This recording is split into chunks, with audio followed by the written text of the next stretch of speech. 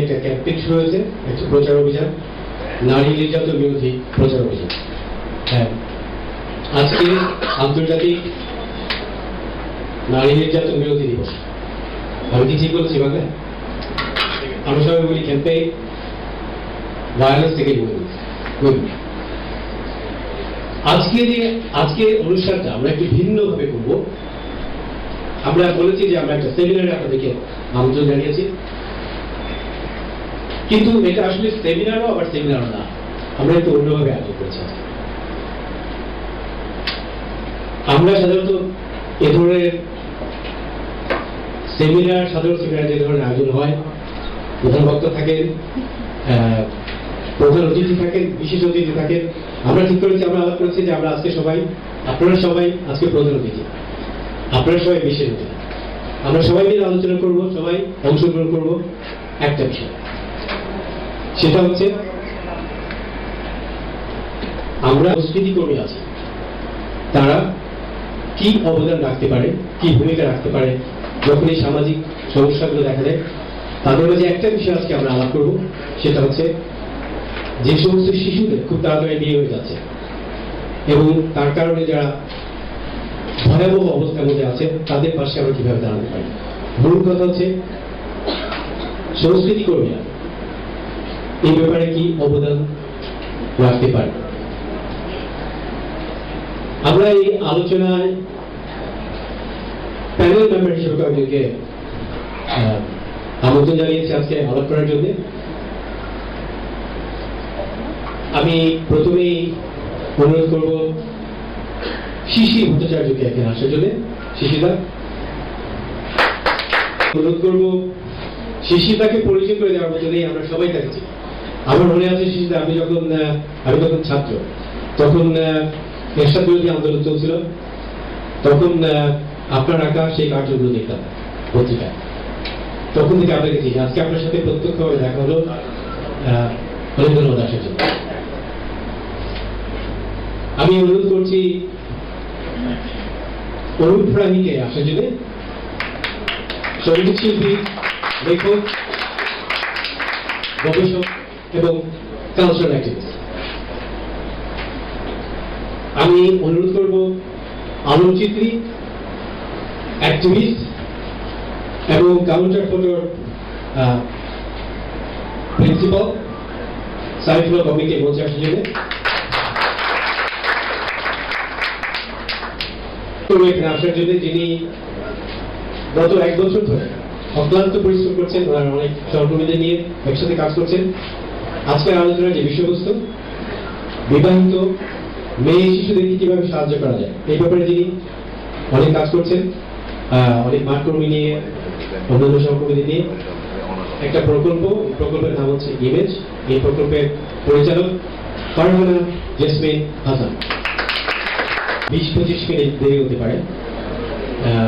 আমরা আশা করবো যে আমরা আলোচনার মাঝখানে চলে আসবেন। রয়েছে জ্যোতিকা জ্যোতি, অভিনেত্রী জ্যোতিকা জ্যোতি।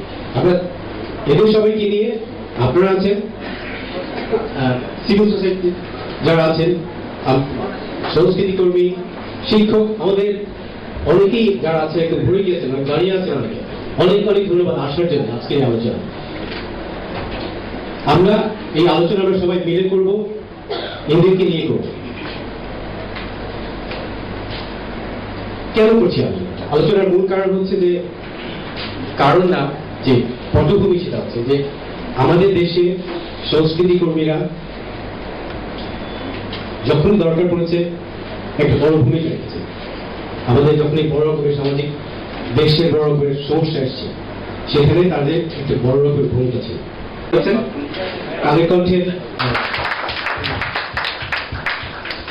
আর আপনার সাথে যিনি সহযোগিতা করেছেন, মাসুদ হোসেন, আপনারা দুজনে মিলে বিপ্লব চক্রবর্তীর সেই কার্টুনটাকে আপনারা দুজনে করেছেন।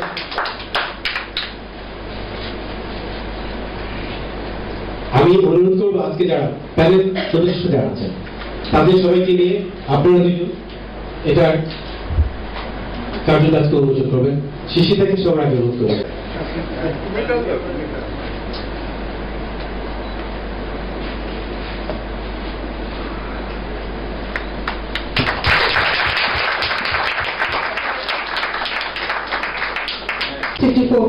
মানে 18 বছরের আগে 100 জনের 64 জনের বিয়ে হয়ে যাচ্ছে। তার অর্থ প্রতি 3 জন কিশোরীর মধ্যে 2 জনের বিয়ে হয়ে যাচ্ছে 18 বছরের আগে। আমরা বাংলাদেশের কনটেক্সট জানি, আমাদের এডুকেশন সিস্টেম বলেন বা আমাদের হেলথ সিস্টেম বলেন, মেয়েরা, কিশোরীরা এবং কিশোররা অ্যাডোলেসেন্ট এজে যে পরিবর্তনগুলো, শারীরিক পরিবর্তন, মানসিক পরিবর্তন, যে প্রয়োজনগুলো আছে এ সম্পর্কে কিন্তু আমরা কেউই জানি না। আমরা এই কনটেক্সট থেকে এসেছি। সে অবস্থায় এই 18 বছরের আগেই যখন আমাদের বিয়ে হয়ে যায় তখন মূল সমস্যাগুলো শুরু হয়। প্রথমত সে নিজের স্বাস্থ্য সম্পর্কে যথেষ্ট সচেতন নয়, তার মধ্যে সে একটা ম্যারিড লাইফে ঢুকে পড়ে যেখানে তার একটা পূর্ণাঙ্গ মানে পরিপূর্ণ 18 বছরের মানুষের যে লাইফ, সেক্সুয়াল লাইফ বলেন, নিজের লাইফ বলেন, এই পুরো জিনিসটাই পরিবর্তন হয়ে যায়। ফলে দেখা যায় যে বিবাহিত কিশোরীদের মধ্যে এক তৃতীয়াংশই গর্ভধারণ করেন এবং সন্তান জন্মদান দেন 18 বছরের আগে, যেটা হচ্ছে নাকি অত্যন্ত অ্যালার্মিং। কারণ প্রথমত আমরা জানি সেই কিশোরী 18 বছরের আগে শারীরিক মানসিক যে পরিপূর্ণতা সেটা হয় না, প্লাস এই বয়সে সে একটা শিশু ধারণ করে যেটা তার জন্য শারীরিক এবং অন্যান্য সব দিক থেকে প্রচন্ড চাপের সৃষ্টি করে। সন্তান জন্মদানের সময় কিশোরী মায়ের মৃত্যু ঝুঁকি পর্যন্ত বয়সের তুলনায় দ্বিগুণ, বিভিন্ন রিসার্চে আমরা দেখেছি। এবং মায়ের বয়স যদি 20 বছরের কম হয় তাহলে নবজাতকের মৃত্যুর ঝুঁকি 50 ভাগ বেশি বেড়ে যায়। এই কনটেক্সটে যখন আমরা দেখি যে এই মেয়েরা বিবাহিত হচ্ছে এবং আমরা আমাদের ওয়ার্কিং এরিয়ায় কাজ করতে গিয়ে যে বেসলাইন করেছি সেখানে দেখেছি যে রেসপন্ডেন্ট আমাদের 900, সেখানে অ্যাভারেজ বিয়ের বয়সই ছিল 14.4, মানে আপনার 14 বছরের আশেপাশে এই বিয়েটা হয়ে যাচ্ছে। সেক্ষেত্রে যে সমস্যাটা হচ্ছে যে শিশুটি সব ধরনের, আপনারা জানেন যে বিয়ের সঙ্গে সঙ্গে দেখা যাচ্ছে যে সে পড়াশোনা থেকে দূরে চলে যাচ্ছে, শিক্ষা ব্যবস্থা থেকে দূরে চলে যাচ্ছে, স্বাস্থ্য সেবা থেকে দূরে সরে যাচ্ছে, তার যাবতীয় যে সুযোগ সুবিধাগুলো সেগুলো থেকে দূরে চলে যাচ্ছে, প্লাস সে বিভিন্ন চাপের মুখে পড়ছে একজন পরিপূর্ণ মানুষের মতো। তো সেক্ষেত্রে শারীরিকভাবে 18 বছর হতে হতে তার শারীরিক প্রচন্ডভাবে অবনতি ঘটে, তার মৃত্যুর সম্ভাবনা অনেক ক্ষেত্রে বেড়ে যায়। প্লাস হচ্ছে একজন পরিপূর্ণ মানুষ হওয়ার জন্য যে শিক্ষা, যে এম্পাওয়ারমেন্ট, এইগুলো প্রয়োজন হয় সেগুলো থেকে সে বঞ্চিত হয়। ফলে তার আর্থিক উন্নয়নের যে সুযোগগুলো ছিল সেগুলো ব্যাহত হয়, তার সিদ্ধান্ত গ্রহণের যে রোল সেটাকেও ব্যাহত হয় এবং আলটিমেটলি সে দেখা যায় যে একজন পরিবারে একজন পরিপূর্ণ মানুষ হিসেবে তার যে কন্ট্রিবিউশন সেটা হয় না। আপনারা যেটা আমি বলছিলাম যে আমাদের যে সিস্টেম সে অনুযায়ী আমরা কিন্তু আমাদের শারীরিক যে পরিবর্তন এবং বিয়ের পরে যে লাইফ সে সম্পর্কে কিন্তু আমরা কখনোই অবগত নই, এক। আর দুই হচ্ছে যে অবকাঠামোটা থাকা দরকার একটি মেয়ের এই পর্যায়ে চলে আসার পরে, সরকারিভাবে বলেন বা বেসরকারি ভাবেই বলেন, সেটি যথেষ্ট নয়। আর তৃতীয়ত কেন হচ্ছে আমরা একটা বিস্তারিত করে যাবো। ধন্যবাদ এই পর্যায়ে, ধন্যবাদ। আমরা পরে আবার বিস্তারিত আসছি। একটা যেটা হচ্ছে যে এই মেয়েদের সাথে আপনারা কাজ করে আপনারা একটা ওদের গল্পগুলো সংগ্রহ, এটা একটা অভিনবভাবে আপনারা কাজ করছেন। সেটা হচ্ছে যে এই মেয়েদেরকে আপনারা বলেছেন যে তোমরা কাজ করো, তোমরা তোমাদের চিঠি, তোমরা কিছু চিঠি লিখে শুরু করো, ঠিক আছে? মেয়েদেরকে আপনারা বলেছেন যে তোমরা নিজেদের কাছে চিঠি লিখো অথবা তোমাদের খুব কাছের কোনো মানুষের কাছে একটা চিঠি, যাতে করে বোঝা যায় যে ওদের জীবনের আসল কথাগুলো কি। আমরা এই ধরনের বেশ কিছু চিঠি সংগ্রহ করেছি। আজকে আপনাদেরকে আমরা একটা চিঠি পড়ে শোনাব এবং এই চিঠিটা পড়ে শোনানোর জন্য আমি অনুরোধ জানাচ্ছি মঞ্চে আসার জন্য সঙ্গীত আপাকে। সঙ্গীত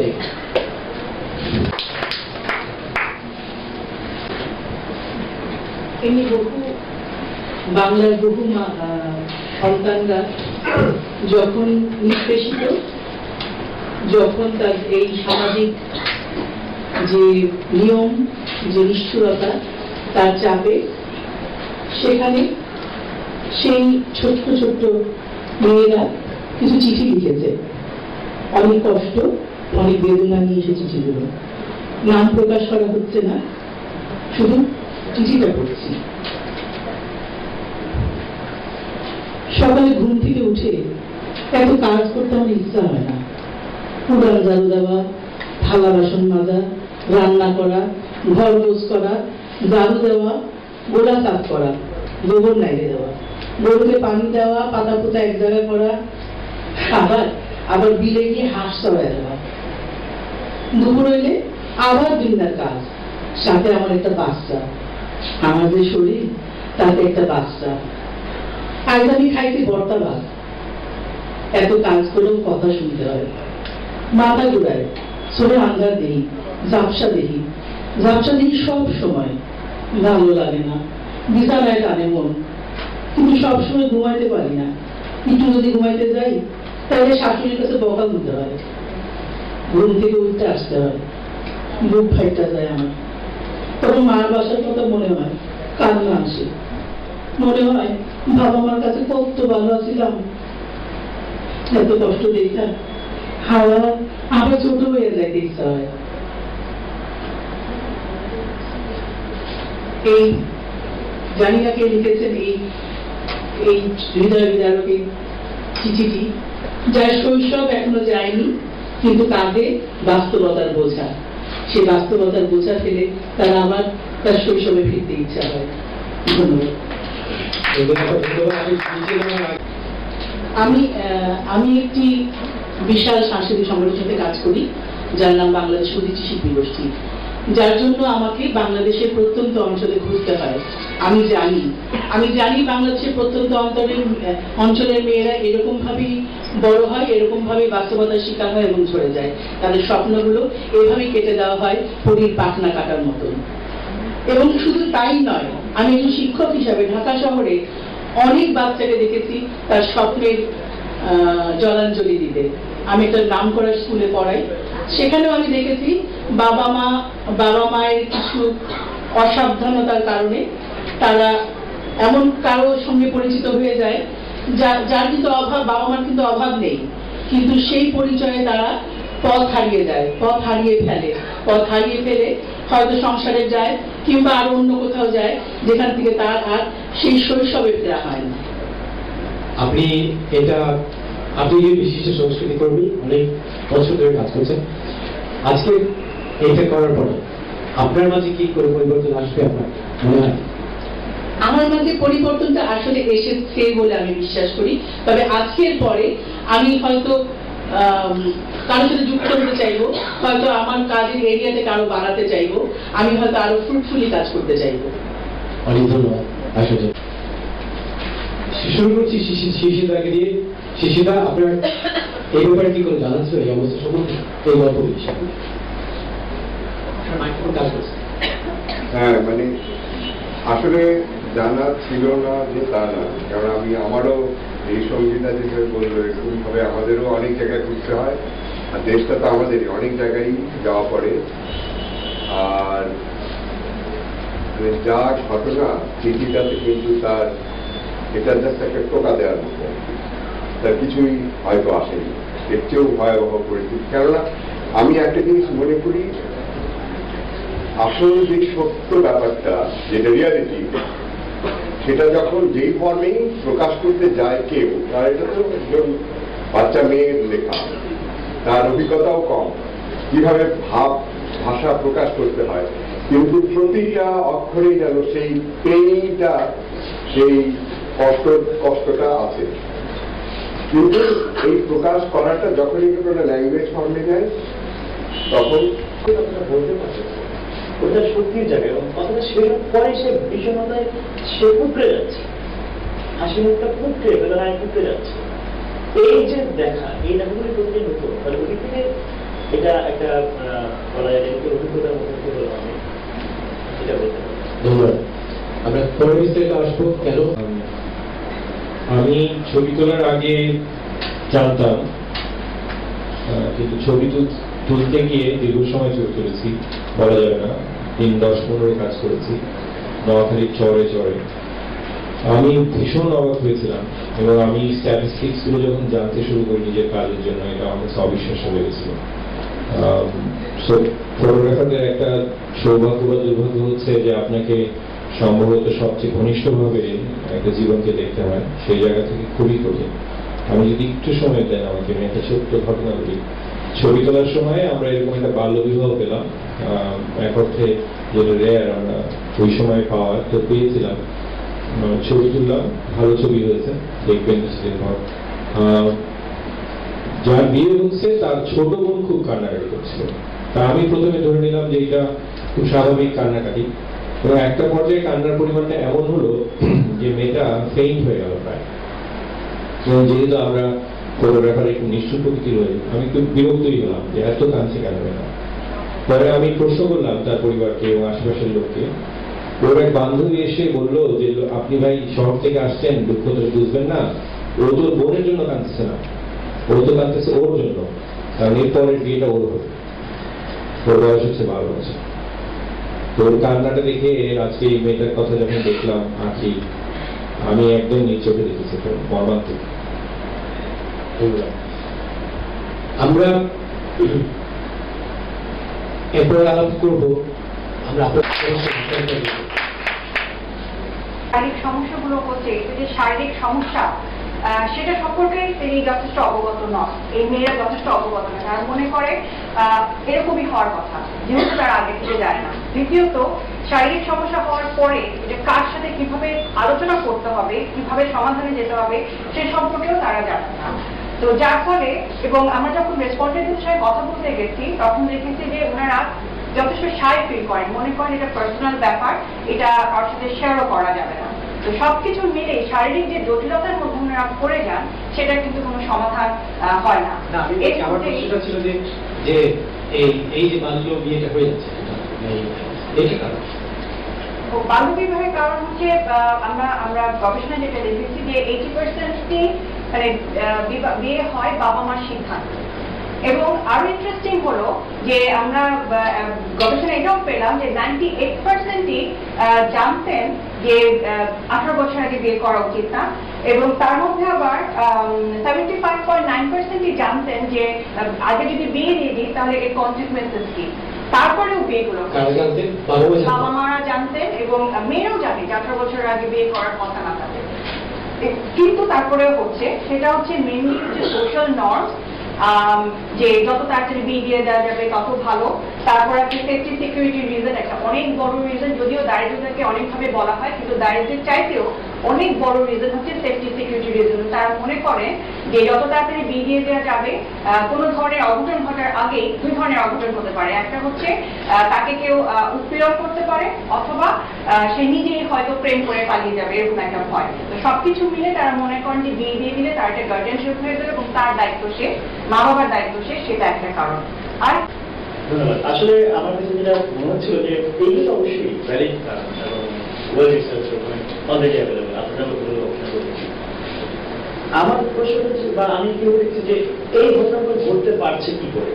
এতদিন ধরে আমাদের এখানে উন্নয়ন বলে যে ব্যাপারগুলো ঘটছে, কয়েক দশক ধরে আমরা ডেভেলপমেন্ট এক্সপেরিমেন্ট করছি, আমাদের ডেভেলপমেন্টের ল্যাবরেটরি, কত মডেল, কত প্রকল্প, কত কিছু হচ্ছে কি করে, কেন কি করে ঘটা সম্ভব? এরকম একটা আইন পাস হয় যেখানে বিয়ের বয়স একটা লিগাল এজ লাইন দেওয়া হচ্ছে, কিন্তু বাবা মা চাইলে 16 বছর বয়সে বিয়ে দিতে পারবে। এগুলো কি করে সম্ভব হচ্ছে? এটাও তো কারণ, অর্থাৎ আমাদের রাষ্ট্র আমাদের এমন একটা পরিবেশ তৈরি করছে যে পরিবেশের মধ্যে এগুলি ঘটা সম্ভব হচ্ছে। সেইটা যদি আমরা ওই সিস্টেমের যে রিপ্রোডাকশন, ওইটা আমরা বন্ধ করতে না পারি, এটা থেকে যাবে, এই সমস্যা থেকে যাবে। কারণ এর ব্যাকগ্রাউন্ডে আরো কিছু কারণ আছে, যেমন ধরেন কিরকম যে এই যে সেফটি সিকিউরিটি একটা ইস্যু হচ্ছে যে প্রপার্টি, এবং আমরা এখনো পর্যন্ত একটা ইনহেরিটেন্স ল, একটা উত্তরাধিকার আইন করতে পারি না যেখানে নারী পুরুষের সমান অধিকার থাকবে। আমরা এমন কোন বিবাহ আইন করতে পারি যেখানে নারী পুরুষের সমান অধিকার থাকবে। আমরা এমন কোন কি বলা যায় যে রিপ্রোডাক্টিভ রাইটের ল করতে পারে যেখানে নারী সমাজ, অর্থাৎ আমাদের সমাজের অবকাঠামো যেটা লিগাল ইনফ্রাস্ট্রাকচার যেটা, সেটা নারী বিদ্বেষী, নারী বিরোধী। আমাদের রাষ্ট্র এমনভাবে আইন তৈরি করে যেখানে ডেভেলপমেন্টের ওই মডেলগুলো এমডিজি গোল আমি অ্যাচিভ করবো, সেটা দেখাতে হবে গ্লোবালি, ফলে আমি বয়স বাড়ায় রাখবো, কিন্তু আমি আবার মোল্লাদেরকে খুশি করবো, ফলে আমি বয়স কমায় রাখবো। ওকে ভাবছিলাম মানে কাজ করতে গিয়ে যা অভিজ্ঞতা হয়েছে তার বিরাট একটা অংশ রাহি বললো। আমি রাহির কথাকে পুনরাবৃত্তি করতে চাই না, আমি বরং একটা ক্ষমতা সম্পর্কের ঘটনা বলি, সেটা আপনাদেরকে, যেটা আমি গল্প বলি ছবি দিয়ে। তো আমরা এরকম আরেকটা নোয়াখালী বাড়িতে আছি, আমরা সকালবেলা সেখানে গিয়েছি, ছবি তোলা হবে। তো বাড়ির যে শাশুড়ি ছিলেন, ছেলের বউ, যার ছবি তুলতে গেছি এবং আত্মীয় স্বজনরা ছিলেন, তারা খুব খুশি হলেন। বিষয়ের একটা কারণ, যেহেতু ছবি তোলা হবে, সঙ্গে একজন বিদেশি আছেন, তারা নিজেদেরকে গুরুত্বপূর্ণ ভাবছেন। ছবি তুললাম, একটা ভিডিও ইন্টারভিউ হবে। হঠাৎ করে পাশের বাড়ির দুজন লোক এসে বললো এখানে কিছু করা যাবে না। তো জিজ্ঞেস করলাম কেন, বললো স্বামীর অনুমতি নাই। সেই স্বামী গেছে মাছ ধরতে, তার ফোনে পাওয়া যাচ্ছে না, ফোনে একসময় পাওয়া গেল, তিনি ওখানে বললেন আমি আধা ঘন্টা করে সিদ্ধান্ত দিব কি হবে। তা আমরা বসে আছি, আমাদের পুরো টিম। এই সিদ্ধান্ত 1 ঘন্টা পরে আসলো, এসে বললো যে না আমি ছবি তুলতে দিব না, আমার বউর ছবি তোলা যাবে না। মেয়েটির বয়স 14 কম, সে অবশ্য নিজে আমাকে বললো 14, শাশুড়িরা বললো 16-17। এই ক্ষমতা সম্পর্ক যে সমাজের মধ্যে থাকে, যেখানে আসলে নারী যে এখনো শিশু, তাকে রক্ষা করা খুব কঠিন, সেই জায়গাটা আমার কাছে অনেক ইম্পর্টেন্ট। ধন্যবাদ। আমার কাছে খুব জানতে ইচ্ছে করে, আমি এখানে অনেক, আপনারা চিন্তা করেন কে বলবেন। ইতিমধ্যে আমি যাচ্ছি মাহমুদুল কবিরের কাছে, উনি টিডিআই নেদারল্যান্ডসের। ধন্যবাদ। আমি একজন মান কর্মী, অনেক বছর ধরে গ্রামে গঞ্জে কাজ করে বড় হয়েছে। আজকে একটা কথা বলবো যে আমাদের মেয়েরা অনেক ইন্ট্রোভার্ট। একটা হলো কালচারালি অনেক বছর থেকে আমরা যুগ যুগ ধরে জেনে আসছি যে আমাদের বাল্যবিবাহ আমাদের কোনো সমস্যা না। কবি ভাই, সরি আমি আপনাকে ইন্টারাপ্ট করছি। আপনি যদি বলুন তো একটু খালি এক কথায় সংক্ষেপে উত্তর দেন। অনুপ্রায় যেটা বললেন যে আমরা ডেভেলপমেন্ট মডেল নিয়ে কাজ করছি, আমাদের আরেকটু অন্যরকম ভাবা দরকার, সেটার সাথে আপনি কতটুকু একদম কি একদম না। আমি দাবি ধরেছি, আপনি বলেন। আমার মনে হয় আমাদেরকে একটু এখন যেরকম আছে আমরা কিন্তু জেনে শুনে চুপ করে আছি, আমাদেরকে ওপেন হওয়া উচিত। আমরা জানি যে বাল্যবিবাহ আমাদের জন্য কত ক্ষতিকারক, কিন্তু আমরা জেনে শুনেও আমরা এই পাপটা করে যাচ্ছি। ধন্যবাদ। আর কি কেউ বলতে চান? আপনি আপনার পরিচয়টা যদি একটু দেন তারপরে যদি বলেন। আমি ধরেছি। আমি রাত্রিন, আমি আসছি বাংলাদেশ নারী প্রগতি সংঘ বিএনপিএস থেকে। আমি বলবো যে মডেলের সমস্যাটা হচ্ছে আমাদের এই জায়গায়, আমাদের মাইন্ডসেটের সমস্যা, আমরা কিভাবে দেখছি সেটা হচ্ছে সমস্যা। যে সিস্টেমের মধ্যে আসলে এরা বড় হয়েছে, সেই সিস্টেমের কিন্তু আমি প্রশ্নবিদ্ধ করতে পারছি না। আমি ম্যারেজ যে ইনস্টিটিউশন আছে, সেই ইনস্টিটিউশনে বাবা মার ডিসিশনে আমার বিয়ে হয়, আমার ডিসিশনে বিয়ে হয় না। এই জায়গাটা নিয়ে আমি কিন্তু প্রশ্ন করা, বা এই জায়গাটা নিয়ে আমার শিশুদেরকে বেড়ে ওঠার জন্য যে স্কোপ, যে এডুকেশন, যে এনার্জিং এনভায়রনমেন্ট, সেটা আমি দিতে পারি নাই। যার কারণে বাবা মা চাই বলেই আমার রাইটসটাকে এভাবেই করে। এর জন্য বলবো যে মডেলটা এখানে আমি এসডিজি বা এমডিজি কে কিভাবে দেখছি, আমার রাষ্ট্র কিভাবে দেখছে, এটা চাইতেও বড় বিষয় হচ্ছে মডেলের সমস্যা না। সমস্যাটা হচ্ছে আমি কিভাবে আমার এই মডেলটাকে পরিচালনা করছি, বা মডেলটাকে কিভাবে ইমপ্লিমেন্টেশন করছি। এখানে আরেকজন, ধন্যবাদ। দেখেন আরেকজন হাত তুলেছে, আপনার পরিচয়টা যদি সবার কাছে দেন। আপনি আপনার হাতে একটা ব্যাচ রাখবেন, আপনি কি বলবেন কোথেকে এসেছেন? বলবো নিশ্চয়ই। আপনারা জানেন আজকে অলরেডি আপনি বলেছেন যে আজকে নারী নির্যাতন প্রতিরোধ দিবস। সো আমি উইকেন্ডের হচ্ছে ক্যাম্পেইন হচ্ছে 15 ডেজ, তার থেকে এসেছি। এবং দীর্ঘদিন মাঠে থাকা মানুষ নারী নির্যাতনের বিরুদ্ধে দীর্ঘদিন ধরে পথে হাঁটছে। এবং যেই কথাটি বললেন আজকে অরূপ রাহি, তারই প্রসঙ্গে বলছি যে অবশ্যই আমি আপনার সাথে একমত যে রাষ্ট্রীয় কাঠামো যদি হচ্ছে যেটি আইন ছিল এতদিন, সেই 1929 সাল থেকে যে আইনটি ছিল সেটি বরঞ্চ আমরা পেছনের দিকে চলছি, ওই উদ্ভটুটের পিঠে চলছে স্বদেশ, এরকম একটা জায়গা থেকে আমরা হচ্ছে যখন আগানোর কথা বলছি তখন আমরা 16 বছরকে হচ্ছে যদি শব্দটির সাথে যুক্ত করে মাতা পিতার যদি অনুমতি থাকে তাহলে সেটির বিয়ে দেওয়া যেতে পারে। এই যে একটা হচ্ছে উদ্ভট উট আমাদের মানে ঘোড়ার পিঠে আমাদের চড়িয়ে দেওয়া হচ্ছে, এতে করে তো গ্রামে গঞ্জে মানুষ এমনিতেই হচ্ছে উচ্ছরে তোর বিয়ে লেগেছে এরকম একটা জায়গায় থাকি আমরা। তার মধ্যে এই 16 বছরের বিষয়টি এটি একেবারে বিশাল আকারে এটির ভয়াবহতার আমরা দেখতে পাই। সুতরাং শুধুমাত্র অবকাঠামোর জায়গা থেকে পরিবার যেরকম অনেকগুলো ক্ষেত্র আছে, অনেকগুলো প্রতিষ্ঠান আছে, যে প্রতিষ্ঠানগুলোর থেকে সামষ্টিকভাবে হচ্ছে এটা আসা দরকার।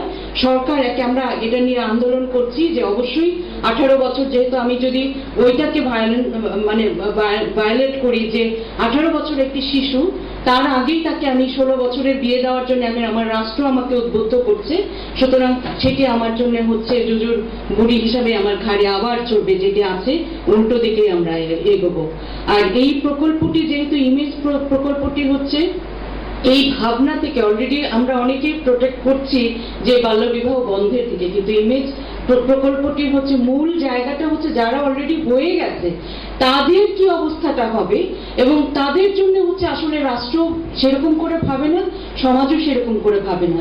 সুতরাং এটি একটি সূত্র ধরে এই ইমেজ প্রকল্পটিকে আমাদের 3টি জায়গায়, যেটি অলরেডি হচ্ছে ফারহান আপা বলেছেন, সুতরাং সবাই মিলে, এবং আমরা মিডিয়ার প্রতি হচ্ছে গ্রেটফুল যে মিডিয়া এই জায়গাগুলোকে অনেক বেশি প্রমোট করে, যার কারণে হচ্ছে গ্রামে গঞ্জে কি হচ্ছে সেটা আমরা জানতে পারছি। এবং অবশ্যই রাষ্ট্রে আমরা এখান থেকেও আমাদের একটা স্লোগান যেতে হবে যে আমরা অবশ্যই 18 বছরের আগে কোনো শিশু যাতে, কোনো কন্যা শিশুর যাতে বিয়ে না হয় সেই ব্যাপারে আমাদের এখান থেকে একটি জোরদার হচ্ছে প্রস্তাবনা যাবে এখান থেকে। ধন্যবাদ।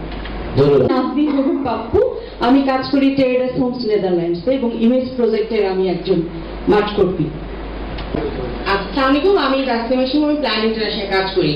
আপনারা মডেল নিয়ে কথা বলছিলেন, আমার একটা জিনিস জাস্ট খুব রিসেন্ট আমাদের একটা অভিজ্ঞতা আছে, আমরা রাষ্ট্রের দায় দায়িত্ব, রাষ্ট্রের কাজের কথা বলছি। আসলে এখানে যেহেতু সংস্কৃতি কর্মীদের এক ধরনের আপনাদের মুভমেন্টের কথা বলা হচ্ছে, আসলে অনেক বড় জায়গা রয়েছে, কেননা আমাদের এখনো রাষ্ট্রের অনেক উচ্চ পর্যায়ে যারা মাননীয় মন্ত্রী আছেন তারা এখনো বিশ্বাস করে যে আমরা এই প্রজেক্টে বলছি যে যদি বিয়ে হয়েই যায় তারপর সেই শিশুটির সেক্সুয়াল হেলথ ইনফরমেশনটা তাকে কিভাবে পৌঁছানো হবে। এখনো মনে করা হয় যে সেই ইনফরমেশন 18 বছর আগে বা বিয়ে হওয়ার আগে একটি মেয়ে শিশু সেটা জানতে পারবে না। আমাদের স্কুল কারিকুলামগুলোতে সেক্সুয়াল হেলথ সম্পর্কে বিভিন্ন ইনফরমেশন দেওয়া থাকে, কিন্তু সেই পাতাগুলোকে বইয়ে স্ট্যাপলার মেরে রেখে দেওয়া হয়, না টিচার পড়ায়, না বাড়িতে অভিভাবকরা পড়ায়, আর স্টুডেন্টরাও জানে না, সেই গ্যাপগুলো তৈরি হয়ে যায়। তো সুতরাং রাষ্ট্রের কাছে বা রাষ্ট্রে যারা নীতি নির্ধারক তাদের আসলে অ্যাডভোকেসির জায়গাটা আমাদের অনেক বড় জায়গা এখনো রয়ে গেছে, যেটাতে আসলে আমাদের খুব বেশি কাজ করতে হবে। ধন্যবাদ। In Bangla. I am an anthropologist and I did research here in Bangladesh. I also worked for Terre des Hommes Italy, and some time ago I did research in the Khulna area about adolescents and about how in Bangladesh, because marriage is likely being postponed, there is this stage that is coming up with the fact that girls go to school a bit more and so on. So I met a lot of adolescents, their families and so on, and what I think is important is to understand the relationship between what we call development and what people call Amadar culture. Because I mean there is a discourse of development that touches different themes which are important in terms of empowerment, education, economics and so on. But then there is a stage in which there is another realm, is another domain, is the domain of Amadar culture. So I think that what needs to be challenged a bit and put under discussion is what is this domain? What does it mean Amadar culture? Thank you. Because I want one other thing, because sometimes under culture we hide something that is not culture, is power relations. And another culture, in many ways, is gender relations, are relations of power at all levels. So unless we don't dig a bit into it and we put that into discussion, we won't go anywhere, I think. Growth আসছে এবং নানা ধরনের idea আসছে, women এম্পাওয়ারমেন্টের নানান পরিচালনা হচ্ছে, কিন্তু পুরো ডেভেলপমেন্ট ডিসকোর্সের কয়েকটা জিনিস হারিয়ে গেল, জাস্ট তলায় চলে গেছে এবং এই আলোচনা কখনো হয় না। এটা উনি খুব স্পেসিফিক্যালি বলছে যে পাওয়ার স্ট্রাকচার, জেনারেশন, প্যাট্রিয়ার্কি, পাওয়ার রিলেশন, পাওয়ার কোয়েশ্চেন। বাংলাদেশের ল্যান্ড রিফর্মের আলোচনাটা ছিল খুব বড় আলোচনা বাংলাদেশের ডেভেলপমেন্ট ডিসকোর্সে 80-তে। আমরা গত 20 বছর দেখলাম ল্যান্ড রিফর্ম আলোচনা শেষ, কিন্তু গ্রামের বাল্য বিবাহের একটা প্রধান কারণ হচ্ছে এই লোকাল পাওয়ার স্ট্রাকচার, যেখানে ভূমি মালিকরা, সামন্তরা তার একটা মেয়েকে পছন্দ হয়েছে, ওরা নিয়ে আসো, সেটার নাম হচ্ছে বিয়ে। এটা হচ্ছে কালচার। এটা উনি বলছেন যে culture itself is not good always. Culture বলে কিছু নাই, আমরা যা করি সেটা কালচার। এই পড়াটা হয়ে ওঠে পাওয়ার স্ট্রাকচারের মধ্য দিয়ে। এখন এই যে কালচার, এই যে প্যাট্রিয়ার্কি কালচার, বাল্য বিবাহ যার একটা প্রধান ম্যানিফেস্টেশন, সেই ক্ষমতা সম্পর্কে প্রশ্ন না করে কিভাবে আমরা ডেভেলপমেন্ট ভাবছি, তার মানে ডেভেলপমেন্ট আসলে একটা ইডিওলজি আকারে ফাংশন করছে। আমি ওটা বলার চেষ্টা করছি, ডেভেলপমেন্ট একটা ইডিওলজি এবং আমাদের স্টেট হচ্ছে ডেভেলপমেন্টের স্টেট, যা ডিপেন্ডেন্সি একটা এনভায়রনমেন্টের মধ্যে কাজ করে। আমরা রেসিপিয়েন্ট, আমরা মার্জিনাল ক্যাপিটালিস্ট কান্ট্রি, আমাদের অন্যের মতো করে চলতে হয়, অন্যের স্ট্যান্ডার্ড আমাদেরকে উঠতে হয়, এবং সেই ওঠার জায়গাটা আমরা নিজেদের লোকাল কি করে ইমারেন্ট একটা প্রসেস আমরা ডেভেলপ করবো, ডেমোক্রেটিক, হোম গ্রোন, যেটা অ্যান্টি উইমেন হবে না, অ্যান্টি নেচার হবে না, বা ইকোলজিক্যালি সাউন্ড একটা প্রসেস হবে, সোশ্যালি সাস্টেনেবল একটা প্রসেস হবে। এইটা পুরো ডেভেলপমেন্টের ডিসকোর্স থেকে বাইরে চলে গেছে। আমি ওইটা বলছি যে যদি এই ধরনের সমস্যা আমাদেরকে সমাধান করতে হয়, আমাদেরকে এই প্যাট্রিয়ার্কির একদম কংক্রিট স্ট্রাকচার কজটা নিয়ে কথা বলতে হবে, যেটার মধ্যে আছে আমি কয়টা কংক্রিট ভাবে বললাম যে আমাদের উত্তরাধিকার আইন, আমাদের বিবাহ আইন, আমাদের ল্যান্ড, আমাদের ক্ষমতার, আমাদের যেসব জিনিস ক্ষমতার বৈষম্য সৃষ্টি করছে, তার মধ্যে একটা অন্যতম হচ্ছে আমাদের সম্পদ এবং ডিস্ট্রিবিউশনের সমস্যা। ল্যান্ড রিফর্ম যে আলোচনাটা সারা দুনিয়ায় এখন নাই হয়ে গেছে ডেভেলপমেন্টের ওই ইডিওলজির কারণে, আমি ওইগুলোই বলার চেষ্টা করছিলাম। ওইখান থেকে আইন চলে আসে, ওই ডেভেলপমেন্ট মানে ওই ডেভেলপমেন্ট স্টেটই এইরকম আইন করতে পারে যেটা অ্যান্টি উইমেন হয়। আমি সেটা বলছি। এই সংস্কৃতিটাকে কিভাবে চ্যালেঞ্জ করা যায়, মানুষের মাইন্ডসেট কিভাবে পাল্টানো যায়, এটা নিয়ে আমি আলাপ করতে চাই আপনাদের সাথে। আপনারাও যোগদান দেবেন আশা করি। মূলত আপনাদের সাথে আপনার কাছে ফিরে যাই। আপনি যেটা বলছিলেন যে আমাদের তাহলে কি করা উচিত, এবং সেক্ষেত্রে আমাদের আপনারা যারা সংস্কৃতি কর্মী আছেন আপনারা কি করতে পারেন? ধন্যবাদ। আমি যেটা বলছিলাম যে ডেভেলপমেন্ট এটাকে ইডিওলজি একটা পাঠ করা যায়, যারা বিশেষ করে অ্যান্থ্রোপোলজি যারা সমাজ এবং ইতিহাস নিয়ে কাজ করে, তারা আমার হয়তো আগুনটা শুরু করতে পারবে। ঠিক আছে, যে ডেভেলপমেন্ট একটা ইডিওলজি, একটা ইডিওলজিক্যাল ব্যাপার, একটা প্রসেস। যেমন ইভান ইলিচ বলছেন যে ডেভেলপমেন্ট একটা প্ল্যান পভার্টি। মানে আমি মুশকিল দিতে পারি হয়তো, মানে কারো যদি এটা উৎসাহ লাগতে পারে, আমার মনে হয় সেটা চিন্তা দিতে সেটাই কাজ করা দরকার। যে ফেমিনিজম ধরা যায়, ফেমিনিজম ডেভেলপমেন্ট ডিসকোর্সের মধ্যে একটা বড় চিন্তা বিষয় হিসেবে কাজ করছে সারা দুনিয়াতে। এখন এটা নিয়ে আমরা বিস্তার ডিবেট হচ্ছে যে ইয়াহুর সিইও যদি একটা নারী হয়, ইউনিলিভারের সিইও যদি একটা নারী হয়, তাহলে কি উমেন এম্পাওয়ারমেন্ট ঘটে? আমাদের দুইজন প্রধানমন্ত্রী নারী, তাদের কি বাল্য বিবাহ বন্ধ হয়েছে? হয় নাই। তার মানে হচ্ছে কখন কি করে ডেভেলপমেন্ট ইডিওলজিটা কর্পোরেট হচ্ছে, কখন ডেভেলপমেন্ট ইডিওলজি অ্যান্টিকেবল হয়ে উঠছে, সেইটাকে আমরা মিস করে যাই। তখন আমাদের ডেভেলপমেন্টের ওই প্রসেসটাকে রান করে দেওয়া মানে হচ্ছে ডেভেলপমেন্টের নামে আমরা একটা anti women, anti people role play করতেছি। তাহলে কি করা দরকার? সেটাই প্রথম প্রশ্ন হচ্ছে ডেভেলপমেন্ট অ্যাজ ইডিওলজি কি করে ফাংশন করে সেটা বোঝা। আমি যখন আমাকে বলছিলাম আমি সংস্কৃতি করি একই সঙ্গে, প্রথম প্রশ্ন হচ্ছে, এবং যেটা বাংলাদেশে খুবই মিসিং, বাংলাদেশে বিশেষ করে যারা ডেভেলপমেন্ট নিয়ে রিসার্চ করেন, এমনকি মাঠ কমিটির কথা বাদ দিলাম, ওনাদের হাতে ওনাদের কাছে আমাদের বেশি শোনা উচিত, যারা গবেষণা করেন, যারা উন্নয়ন বিষয়ে অধ্যাপনা করেন, যারা সংস্কৃতি কর্মী, আমরা কখনোই বাংলাদেশের মোটা দাগে এই কথাটা বাংলাদেশে এখন শুরুই করে নিই আমরা যে ডেভেলপমেন্ট এর পলিটিক্সটা কি। বাংলাদেশে এই জিনিসটা মিসিং। সারা দুনিয়ায় ডেভেলপমেন্ট নিয়ে যে ইন্টেন্স লেভেলে ডিবেট হয় বাংলাদেশে তার কিচ্ছু ছিল বলে নাই। প্রথম কাজ হচ্ছে ডেভেলপমেন্টের এই পুরো হিস্টোরিক্যাল প্রসেস থেকে বোঝা, বুঝতে পারা এবং আমাদের কনটেক্সটে ডেভেলপমেন্টের একটা ডেমোক্রেটিক ফিউচার ইমাজিন করতে শেখা, যেটা অ্যান্টিকেবল অ্যান্টিউমেন হবে না। কি করে এরকম একটা ইমাজিন করা যায় যে বাংলাদেশ উন্নত একটা রাষ্ট্র হবে, তার ফিউচার কি হবে, তার প্রসেসটা কি হবে? এমন একটা পার্লামেন্ট থাকবে যেখানে কোনো ভোট হয় না, তাদেরকে ডেভেলপমেন্ট হয়। এমন একটা নারী বিষয়ক আইন হবে যেখানে 16 বছর বয়সে বাবা মায়ের সাপেক্ষে বিয়ে হয়, সেই দেশে কি তাহলে নারী ক্ষমতায়ন হবে? যদি সবই ঘটছে উন্নয়নের ডিসকোর্সের মধ্যে, আমরা একটা ডেভেলপমেন্টের স্টেট, আমাদের বলা হচ্ছে উন্নয়নশীল রাষ্ট্র, এই তো আমরা মধ্যমায় রাষ্ট্র হয়ে যাচ্ছি। ফলে ডেভেলপমেন্টের এই জার্গন এবং এই ইডিওলজি কিন্তু পুরো আমাদের সমাজকে কিন্তু দখল করে রাখছে, কিন্তু আমরা টের পাচ্ছি না এই ডেভেলপমেন্ট ইডিওলজি আমাদেরকে ঠিক কোথায় নিয়ে যাচ্ছে। আপনার পয়েন্টটা একদম পরিষ্কার, আমার আপনি অনেকবার একটু বলেছেন। আমি যাচ্ছি শিশিদার কাছে। শিশিদা, একসময় আপনার যেটা বলছিলাম, আপনার কার্টুন দেখে হাজার হাজার ছাত্র রাস্তায় নেমেছে, তাদের মাঝে আমিও আছি। আপনি কি করতে পারেন? না, আমি কি করতে পারি কিন্তু শুধু আমি না, এখানে যারা বসে আছেন প্রত্যেকে ব্যাপারে একই প্রশ্ন করতে পারি, আপনারা কি করতে পারেন।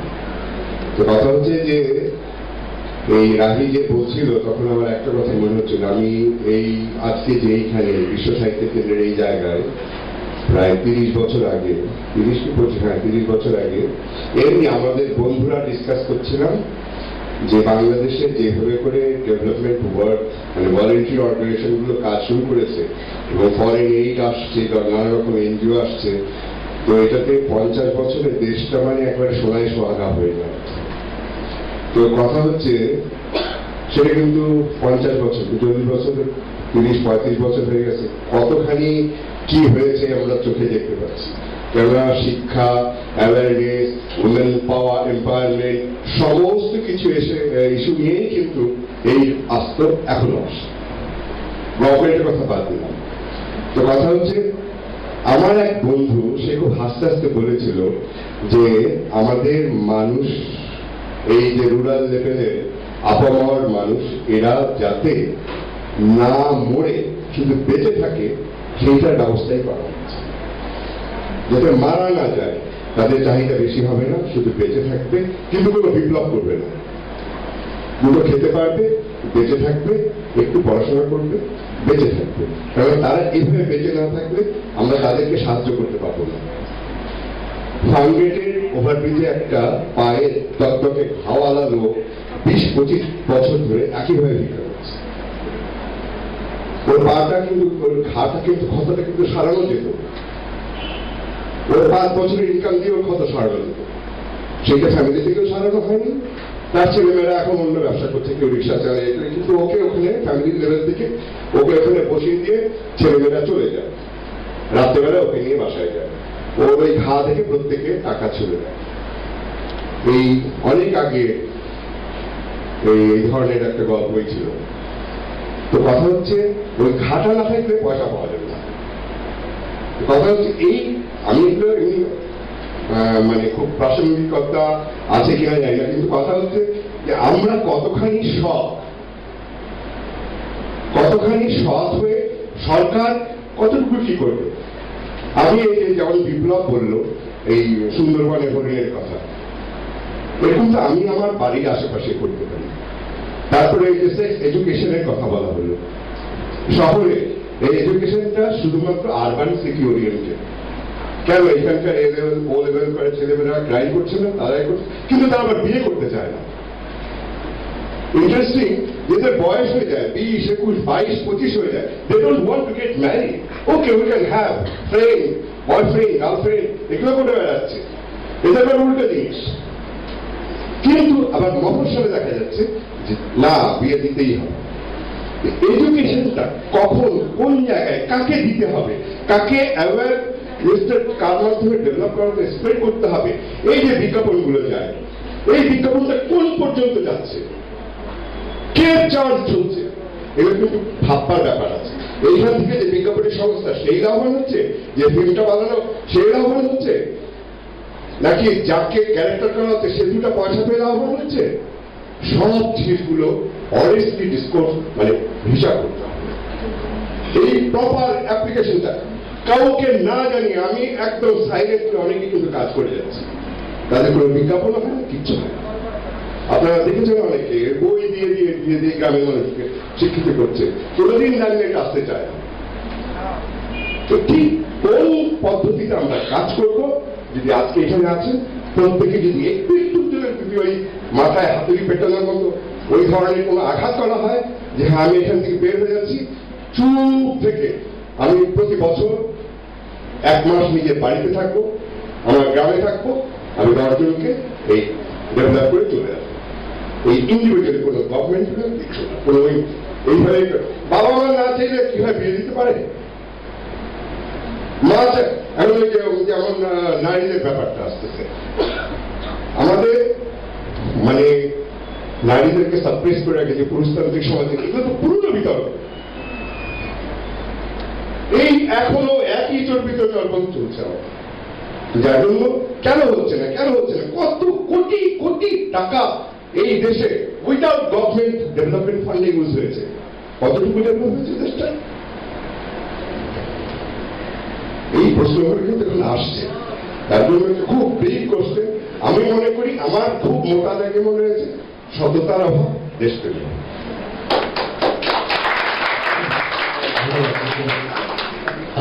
সাহেবুল হক আমি, আপনি ছবি তোলেন, আপনার কি মনে হয় আপনি আপনার ছবি দিয়ে কতটুকু পরিবর্তন হতে পারবেন বা পারবেন কি?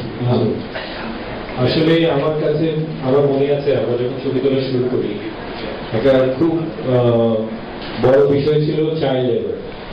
আমার মনে আছে আমরা যখন চাইল্ড লেবার নিয়ে প্রচুর কথা বলতে শুরু করি তখন চাইল্ড লেবারের ইমেজগুলোর মধ্যে দিয়ে তারা যে বাংলাদেশকে উপস্থাপন করছেন সেই বাংলাদেশ হয়তো তার বাংলাদেশ নয়।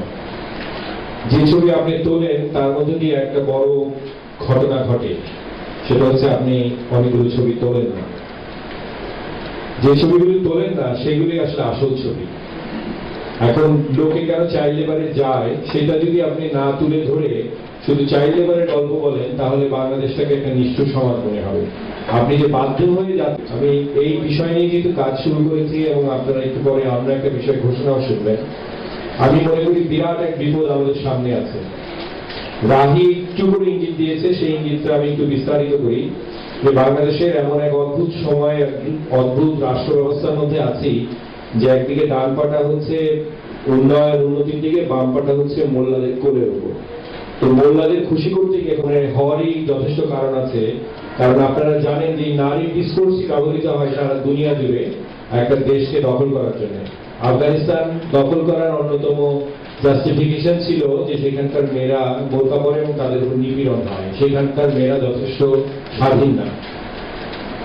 আমি যেটা বোঝানোর চেষ্টা করছি যে ছবি তোলার কাজটা খুবই কঠিন, সেটা আমি তুলি, আপনি তোলেন বা আমার কোনো ছাত্র তুলুক, মনে রাখা দরকার যে বাংলাদেশের যে ছবি আপনি সামনে নিয়ে আসবেন সেইখানে যেন এই বিষয়টা থাকে, মূল কারণটা যেন থাকে।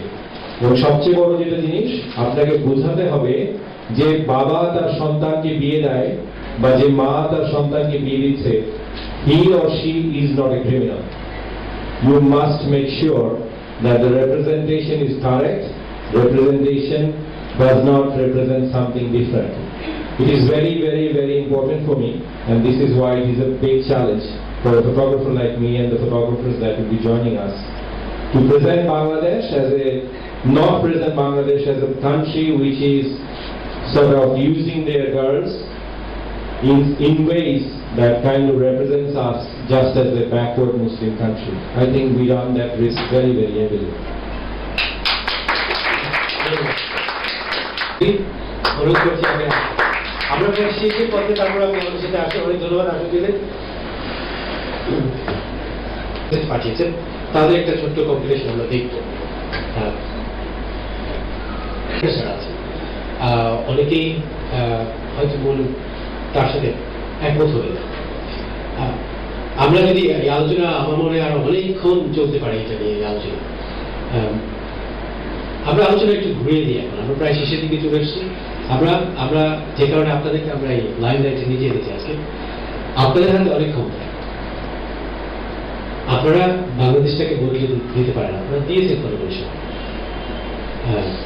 আচ্ছা, আমি একটু সময় নিচ্ছি। আমি সরি, আমি 3 ঘন্টা লেগে গেছে আমার আসতে। আমি খুবই ইমপ্রেস ছিলাম। আর কাউন্টার ফটো এবং সাথে যারা আয়োজক আছেন তাদেরকে অনেক ধন্যবাদ আমাকে ইনভাইট করার জন্য। আমি যা যা বলতে চেয়েছিলাম সেটা এখন আর সময় নেই। আপনার কাছে আসছি। প্রথমেই তো আপনার কাছে আপনাদের অনেক ক্ষমতা, যেটা বলছিলাম। এখানে যারা আছেন, যদি আপনাদের কোনো কিছু বলার থেকে আপনার তাহলে হাত দিলে, যদি খুব আর্জেন্টলি কিছু বলতে হয় আপনাদের কাছে আসবো। কিন্তু আমরা আলোচনাটাকে শেষ করার দিকে যাই, ঘুরিয়ে নিয়ে যাই ওইটা সূত্র ধরে। এখানে কয়েকজন যারা আছেন সেই সংস্কৃতি কর্মী অথবা অভিনেতা অভিনেত্রী যাদের অনেক ক্ষমতা আছে, এবং এখানে অনেকে যারা আছে আলোকচিত্রী, শিল্পী, যারা অনেক কিছু করতে পারে। আপনারা কি করতে পারেন? আপনাদের কাছ থেকে আমরা কি আশা করতে পারি? বলবো আমি বলি যে যারা সংস্কৃতি কর্মী আমরা এখানে আছি, আমরা হচ্ছে টোকেন নিই, জাস্ট একটু। আমরা কিন্তু কেউ না, আপনাদের মতো সবাই একই রকম। আপনারা প্রত্যেকেরই ইন্ডিভিজুয়াল ক্ষমতা আছে আমি মনে করি। কাজটা খুব কঠিন। এটা আমি এমনি আমার বন্ধুদের সাথেও অনেক সময় আলাপ করছিলাম। একটুর জন্য ওই টুরিস্টের রাস্তায় হাঁটার মতো স্লিপ করে যেতে পারে। আমি একটা গল্প শুধু বলি। আমি যেহেতু আর্টিস্ট, বিকাশ ভট্টাচার্য নামে পশ্চিমবঙ্গের একজন বিখ্যাত শিল্পী মারা গেছেন। উনি এই যে সমাজের সো-কল হায়ার সোসাইটির উপর তলার মানুষদের অপছন্দ করতেন, তাদের এই ফ্যাশনেবল সোসাইটি যেটা বলে, ওই ধরনের এক ধরনের ফ্যাশনেবল পারফিউম লেডিকে নিয়ে উনি ব্যঙ্গ করে একটা ছবি এঁকেছিলেন, যেটা বিদ্রুপ করা, স্যাটায়ার এবং এক ধরনের ক্রিয়েচার টাইপের, এবং অনেক দামি গয়নাগাটি পরা। তো কথা হচ্ছে সেটার করা তার মূল উদ্দেশ্য ছিল সে আপার ক্লাস সিস্টেমে, যে আমরা বলি ইকুয়াল ক্লাস, সেই ক্লাস সিস্টেমের নর্মসে সেই হায়ার ক্লাসকে এক ধরনের বিদ্রুপ করা, ওই হিসেবে করে ছবিটা আঁকা হয়েছিল। তো ওই প্রদর্শনীতে ঠিক ওই ধরনের ক্লাসের একজন ভদ্রমহিলা এসে, কাপল এসে সাংঘাতিক উচ্ছ্বসিত প্রশংসা করে সেই ছবিটা কিনে নিয়ে গেলেন এবং তাদের বাড়িতে রাখলেন। ঘটনাটা কি হল? বিকাশ ভট্টাচার্য সমাজের ক্লাসলেসনেস, এই শ্রেণী বৈষম্য বোঝানোর জন্য বিরক্ত হয়ে তার রাগ, তার ক্ষোভ ওই চিত্রকর্মে প্রকাশ করেছিলেন, এবং যাদেরকে করেছিলেন তারা ওটা পয়সা দিয়ে কিনে নিয়ে যে তাদের ড্রয়িং রুমে টাঙিয়ে রাখলেন। এখানে কার লাভ হলো, কার কি হলো? তো কথা হচ্ছে, আমি এই জন্যই বললাম, যেমন আমিও কার্টুন অনেক সময় করি, আমাকে সাংঘাতিক রকম সচেতন থাকতে হয়, বিশেষ করে যখন আমি মেয়েদেরকে পোট্রে করি তখন, এবং শিশুকে করি, তখন আমি খুব সচেতন থাকতে হয় যে এটা যাতে তুলসিরা হাঁটানো একটু হলেই সেটা মেয়েদের এগেনস্টে চলে যাবে, নারী অধিকারের এগেনস্টে চলে যাবে, এগুলো ভাবতে হবে। তা আমি মনে করছি যার জন্য খুব কঠিন কাজটা, কিন্তু সেই কঠিন কাজটাই করতে হবে প্রত্যেককে ভেবে চিন্তে। প্রত্যেকেরই ক্ষমতা আছে, আমি মনে করি। আমার কাছে খুব জানতে ইচ্ছে করে, আপনার কাছে যাচ্ছি যে এই জায়গায় আমার কাছে মনে হচ্ছে, আমার যতটুকু বুঝতে পেরেছি, যে এখানে সংস্কৃতি কর্মী যারা আছে, আপনারা যারা আছেন, আপনাদের অনেক অবদান। আপনাদের সাথে যারা ডেভেলপমেন্ট সেক্টরে কাজ করে তাদের অনেক আছে, যারা অনেক ডেডিকেশন নিয়ে, অনেক শ্রম নিয়ে কাজ করে। একটা গ্যাপ আছে, ওই গ্যাপটাকে কি কোনোভাবে একসাথে কাজ করার সম্ভব? ওইটা কি ভাঙা সম্ভব? একসাথে সংস্কৃতি কর্মীরা এবং যারা উন্নয়ন কর্মী যারা আছে তারা কি একসাথে কাজ করতে পারবে? আমি প্রথমে যাচ্ছি পারহানা জেসমিন আসিফের কাছে। আমি একটা জিনিস একটু নজরে আনতে চাই, সেটা হচ্ছে আমরা বাল্য বিবাহ প্রতিরোধ নিয়ে কথা বলছি, মানে চাইল্ড ম্যারেজ প্রিভেনশনের ক্ষেত্রে, কিন্তু আমাদের একটা মানে মেইন যে এখানে আমরা অবজেক্টিভ রেখেছিলাম প্রজেক্টে, সেটা হচ্ছে যাদের বিয়ে হয়ে গেছে, যারা অলরেডি এই বাইরে চলে গেছেন, যারা ইনভিজিবল অলমোস্ট, তাদেরকে আমরা কি সাপোর্টটা দিতে পারি। এবং আমাদের একদম ফিল্ডের এক্সপিরিয়েন্স থেকে আমরা দেখেছি, বা আমাদের আসলে খুব প্র্যাকটিক্যাল হওয়া প্রয়োজন। যে কন্ডিশন আছে সেই কন্ডিশনটা বিবেচনা করে সেখানে আমরা কি সাপোর্টটা দিতে পারি। এবং সেক্ষেত্রে আমি চাইবো যে সংস্কৃতি কর্মীদের এই অ্যাটেনশন, কারণ সায়নের অনেক বেশি অ্যাটেনশনে আছে বা অনেক বেশি ডিসকাশনে আছে, ডিসকোর্সে আছে, কিন্তু যারা অলরেডি এর বাইরে চলে গেছে, লাইনের বাইরে চলে গেছে, তারা কিন্তু আর ডিসকাশনে নাই, এমনকি পলিসিতেও নাই, আবার আপনার যে সাপোর্টেও নাই। এই জায়গাটা একেবারেই মানে ওনারা একদম একটা ছায়ার মতো পর্যায়ে পৌঁছে গেছে।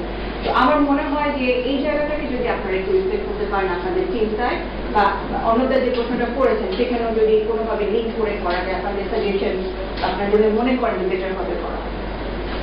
বিবাহিত যুব শিশু লতিকা জ্যোতি আপনি অভিনয় করেন, আপনি ওদের পাশে কিভাবে দাঁড়াতে পারেন? আমরা আসলে সবাই আসলে রাষ্ট্রের অধীন, সো পদক্ষেপটা তো রাষ্ট্রকেই নিতে হয়। আমরা চাইলেই ব্যক্তিগতভাবে কিছু করতে পারি না। আমি যদি একটা বাল্যবিবাহ প্রতিরোধে সচেতনতামূলক একটা নাটক করি, সেটা ম্যাক্সিমামই হয় যে নারী ও শিশু বিষয়ক অধিদপ্তর অথবা পরিবার পরিকল্পনা মন্ত্রণালয় এদের কাজ। কিন্তু পার্সোনালি ব্যক্তিগতভাবে কোনো নাটক বা সিনেমা যদি এই সাবজেক্টের উপর করা হয়, তখন দেখা যাবে যে এটা কোথাও চলবে না, সে ফান্ড পাবে না। কিন্তু সংস্কৃতি কর্মীরা করতেই চায়, অবশ্যই মানে সচেতনতা, মানে যেখানে দারিদ্রতা এবং অসচেতনতা বেশি সেখানেই তো বাল্যবিবাহ বেশি। তো আমরা তো চাইবই তাদের পাশে দাঁড়ানোর জন্য, মানুষকে সচেতন করানোর জন্য, কিন্তু সেটা আসলে মানে আমাদের ইচ্ছা কমতি নাই, কিন্তু সুযোগটা আমাদেরকেও তৈরি করে দিতে হবে। আমরা চাই যে সেটা করে নিতে, পাশে তো থাকতেই চাই। আপনাদের যে সুযোগ আছে, আপনাদের এই মুহূর্তে কথা, যেমন ধরুন আপনার ফেসবুক, আমি নিঃসন্দেহে আপনার হাজার হাজার ভক্ত আছে, ফেসবুক ফলোয়ার্স আছে, আপনি কি তাদেরকে বার্তাটা পৌঁছে দিতে পারেন? এখানে যারা বললেন যে চলুন আসুন আমরা অবশ্যই, মানে এই কাজগুলো তো আসলে ব্যক্তিগত, আমরা নিজেদের জায়গা থেকে যতটুকু পারি, বিভিন্ন দিবস অথবা এমনিতেও বা পার্সোনালিও যদি আমি দেখি যে এরকম কোনো সমস্যা আমার আশেপাশে, আমি এবং এখানে যারা কথা বলেন সবাই আর্টসটা চায়, আসলে সংস্কৃতি কর্মীরা যে কেউ এই ধরনের কাজে ইনভলভ হতে চায়, সেটা আমরা অবশ্যই করি। ফেসবুক থেকে শুরু করে পত্রিকা, ইন্টারভিউ অথবা যে কোনো প্রোগ্রাম, সেটা তো আমরা করি, সেটা আমাদের দিক থেকে। কিন্তু আমার মনে হয় যে শুধুমাত্র ফেসবুক আর কয়জন দেখে, রুট লেভেলে মানে এই সমস্যাগুলো তো বেশি হয় একেবারেই মানে গ্রামে, তো তাদেরকে সচেতন করার জন্য ফেসবুক বা আমাদের একটু ছোট্ট ইন্টারভিউ খুব বেশি বড় পদক্ষেপ না। আসলে আমার মনে হয় যে বিভিন্ন রকমের ছোট ছোট সিনেমা, শর্ট ফিল্ম, বিজ্ঞাপন এগুলো তৈরি করে প্রজেক্টের গ্রামে সেটা দেখানোর এবং মা বাবাকে সচেতন করা যে অল্প বয়সে বিয়ে হলে কি কি প্রবলেম, সেটা একটা মানে ওয়ে হতে পারে। কিন্তু শহর কেন্দ্রিক প্রতিবাদ আসলে খুব বেশি কার্যকরী ক্ষেত্রে হয় না। অনেক ধন্যবাদ। আশা করি আপনাকে আমরা ভবিষ্যতে দেখতে পাবো এই বিবাহিত শিশু যদি কোনো একটা আন্দোলন আসলে দাঁড়ায়। হ্যাঁ নিশ্চয়ই, আপনাকে আমরা খুঁজবো, আপনি আছেন কিনা। থ্যাংক ইউ সো মাচ, আমি অবশ্যই। ঠিক আছে, এই ধরনের একটা উদ্যোগ আমরা প্রায় শেষ পর্যায়ে চলে এসেছি। এই ধরনের একটা উদ্যোগ কাউন্টার ফটো থেকে নেওয়া হচ্ছে। আমি কাউন্টার ফটোর প্রিন্সিপাল ছাত্র কবিকে বলবো এই উদ্যোগটা ওনারা নিজেদের থেকে নিয়েছেন, বলেছেন আমরা এটা করতে চাই, কারণ আমরা মনে করি এটা আমাদের একটা দায়িত্ব। সেই দায়িত্ব থেকে আমি অনুরোধ করছি সাইফুল্লাহ কবিকে বলার জন্য, একটা ঘোষণা দেওয়ার জন্য।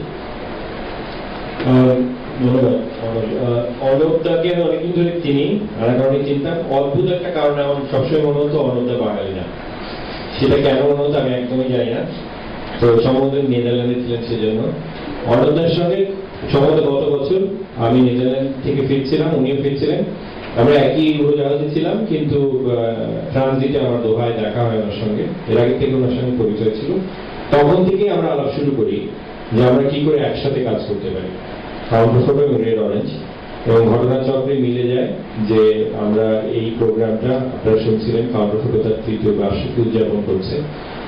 গতকালকে পর্যন্ত এখানে ফটোগ্রাফি প্রেজেন্টেশন হয়েছে, এবং আমি মনে করি যেটা অর্ণব বলেছে সেটা খুব রিমার্কেবল, যে সম্ভবত এই ধরনের প্রোগ্রাম খুবই রেয়ারলি হয়, যেখানে আমার বন্ধুরা যারা বাম পাশে বসে আছেন, আপনারা যারা বসে আছেন, আমি একটা ফটোগ্রাফি স্কুল চালাই, এবং রেড অরেঞ্জ যারা একটা কমিউনিকেশন নিয়ে কাজ করে, এবং এনজিও এবং ডোনাররা আছে। আমরা সেই জায়গা থেকে ভাবতে শুরু করি যে আমরা যা পারি সেটা দিয়ে আমরা কি করতে পারি। সেই জায়গা থেকে শেষ পর্যন্ত অনেকগুলো বসা, মিটিং, আলোচনা, আড্ডাবাজির মধ্যে থেকে বেরিয়ে আসে একটা ধারণা। আপনারা যে লোগোটা বাম পাশে দেখতে পাচ্ছেন, রোশনি, আমরা এই নামে একটা আর্ট কালেকটিভ আজকে থেকে লঞ্চ করছি। সেই আর্ট কালেকটিভটা ফটোগ্রাফারদের হতে যাচ্ছে এবং আমি সহ আরো দুজন আলোকচিত্রী। আমরা খুব শীঘ্রই তাদের নাম ঘোষণা করবো একটা প্রেস রিলিজের মাধ্যমে। আগামী 6 মাস আমরা এই বিষয়ে কাজ করব এবং আপনারা হয়তো যারা আলোকচিত্রীদের বা শিল্পীদের মনে করেন তারা শুধু পয়সার বিনিময়ে কাজ করে, আমরা সেটা করতে যাচ্ছি না। আমরা ফ্রি কাজ করব 6 মাস এবং ছোট্ট একটা খরচের পয়সার বাইরে আমরা কিছু নিচ্ছি না। তার মধ্যে দিয়ে আমরা একটা পাবলিকেশন করব এবং আগামী বছর কাউন্টার ফটোর 4th জন্মদিনে আমরা একটা প্রদর্শনী করব। আমরা ভীষণভাবে বিশ্বাস করি, আমরা যারা এই রোশনির অংশ হতে যাচ্ছি, আমি সহ আরো দুজন, আমাদের দৃঢ় বিশ্বাস আছে এই কাজ বাংলাদেশে যেমন দেশের বাইরেও ছড়িয়ে পড়বে। আমাদের সকল কাজের মতোই সারা দুনিয়াকে সম্ভবত আমরা বাংলাদেশের কাছে জানাতে পারবো। কিন্তু এই জানানোর প্রক্রিয়া নিয়ে আমার যে জায়গাটা আমি আগেও বলেছি, একটু ইংরেজিতে বলেছিলাম, আমি একটু বাংলায় বলি, যে আমার একটা ভয়ের দিক থাকে যে ফটোগ্রাফাররা কখনো না কখনো তারা সীমানা অতিক্রম করেন। আমরা খুবই নাজুক একটা রাজনৈতিক গ্লোবাল পরিস্থিতি অতিক্রম করছি, যখন বাংলাদেশকে একটা মৌলবাদী রাষ্ট্র হিসেবে উপস্থাপন করার দুদিক থেকেই চেষ্টা আছে। আমি নিজে যে কারণে এই বিষয়ে যুক্ত হয়েছি সেটার কারণ হচ্ছে বাংলাদেশের এই বিষয়টা খুবই সেন্সিটিভ এবং আমরা কাউন্টার থেকে খুব সেন্সিটিভ বিষয়ে কাজ করতেই স্বাচ্ছন্দ্য বোধ করি। তো রোশনি আশা করি আগামী 1 তারিখ থেকে কাজ শুরু করবে এবং আমরা এটা তুমি বলতে পারি সম্ভবত আপনারা খুব ভালো কিছু কাজ করবেন। ধন্যবাদ। ধন্যবাদ। তার মানে আমরা আগামী 6 মাস, প্রায় 1 বছর পরে আমরা একটা বড় রকমের আমরা প্রকাশনা দেখব এবং একটা প্রদর্শনী দেখব, যেটার থিম হবে বিবাহিত তবু শিশু। আজকে আশা করি আজকে আলোচনার মধ্যে আমরা একটু হলেও আজকে একটা শুরু করতে পেরেছি যে এই মেয়েদের পাশে আমরা সবাই মিলে সংস্কৃতি কর্মীরা দাঁড়াতে পারি। আমরা তাদের কথা শুনেছি, তাদের কাছে আমরা জিজ্ঞেস করেছি যে আপনাদেরকে খুব দরকার, আপনারা না আসলে আগাবে না, কিছুই হবে না।